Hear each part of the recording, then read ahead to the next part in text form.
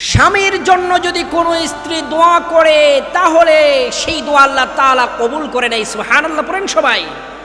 স্ত্রী স্বামীর জন্য যদি দোয়া করে সেই দোয়া আল্লাহ তাআলা কবুল করে নেয়। আল্লাহু আকবার।